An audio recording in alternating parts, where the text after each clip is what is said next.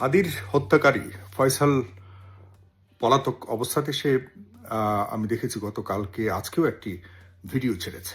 আপনারা এই ভিডিওটি দেখে যে যার মতো করে বিভ্রান্ত হচ্ছেন এবং আমরা হচ্ছি স্বাভাবিক, কারণ সে প্রথমত সে তার জায়গা থেকে সম্পূর্ণভাবে সে দাবি করেছে যে হাদি হত্যার সাথে তার কোনো সম্পৃক্ততাই ছিল না।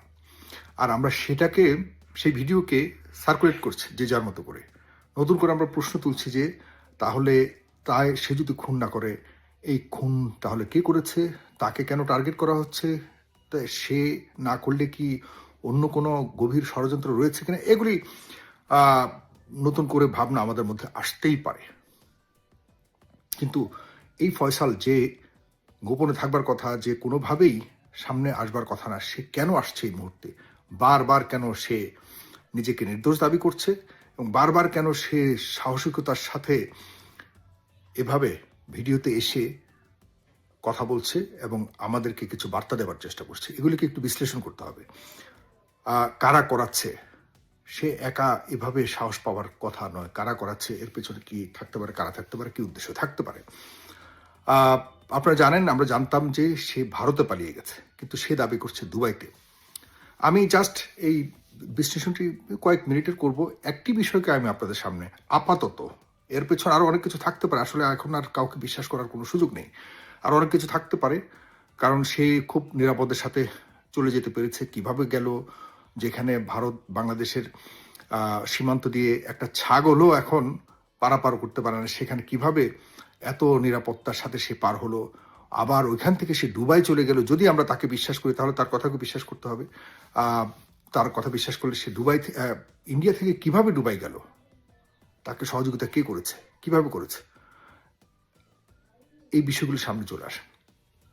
আপাতত আমি একটি বিষয়ে দ্বিমত করছি, এটি হলো যে সে এই হত্যাকাণ্ডের সাথে কোনোভাবেই সম্পৃক্ততা নাই তার, এটি আমি বিশ্বাস করি না।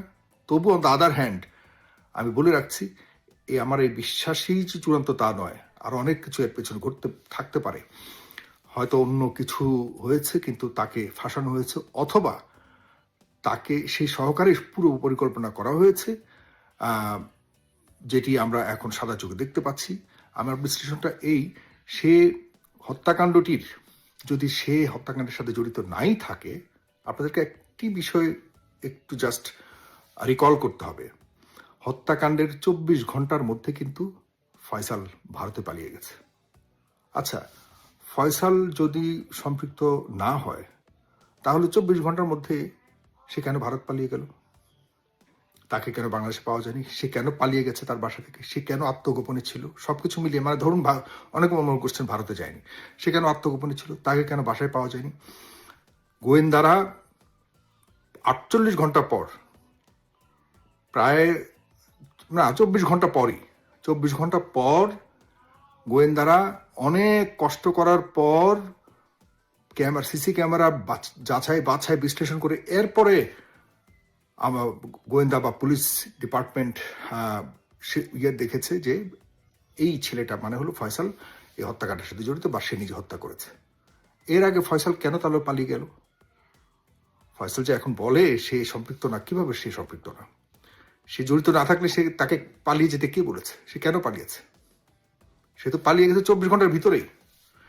খুন করার কিছুক্ষণের মধ্যেই সে চলে গেছে, ওই রাতেই সে চলে গেছে, যতটুকু খবর এসছে সে ওই রাতে বাংলাদেশ সীমান্তের ওদিকে চলে গেছে, এরপরে ভোর রাতে সে বাংলাদেশ ছেড়ে ওপারে চলে গেছে। তো মানুষকে বিভ্রান্ত করা হচ্ছে, মানুষ বিভ্রান্ত হবেন না। আমরা এখনো চূড়ান্ত পর্যায়ে যেতে পারিনি। হাদি হত্যার বিচার অবশ্যই করতে হবে এবং ফয়সালের মা বাবাকে সঠিকভাবেই গ্রেপ্তার করা হয়েছে, কারণ তাদের বাসাতে তো অলরেডি। আরেকটা জিনিস আপনাদেরকে মনে করিয়ে দিই, ডিবির চিফ সহকারে পুলিশের অতিরিক্ত কমিশনার গত 3 দিন আগে তারা বলেছে তারা অনেক কিছু উদ্ধার করেছে, ফয়সাল করিম চলে গেছে ভারতে, সবকিছু তারা স্বীকার করেছে এবং ফয়সাল করিমই হত্যা করেছে, সবকিছু বলেছে। আচ্ছা, ওখানে ফয়সাল করিমের বাসায় যে চেকগুলি পাওয়া গেল 200 কোটি টাকার উপরে, এই চেকগুলি কাদের, এই কথা কিন্তু উল্লেখ করা হয়নি। এই চেকগুলি কে দিয়েছে? চেক কি এমনি এমনি আসে? যদি ক্লোজড অ্যাকাউন্ট হয় তবুও তো চেক কার, এটা তো জানার কথা। ব্যাংকের চেক কার এটা তো জানবার কথা, কারা চেক দিয়েছে তাদের নাম কিন্তু উল্লেখ করা হয়নি। কেন উল্লেখ করা হয়নি এটা কিন্তু জবাব দেওয়া হয়নি।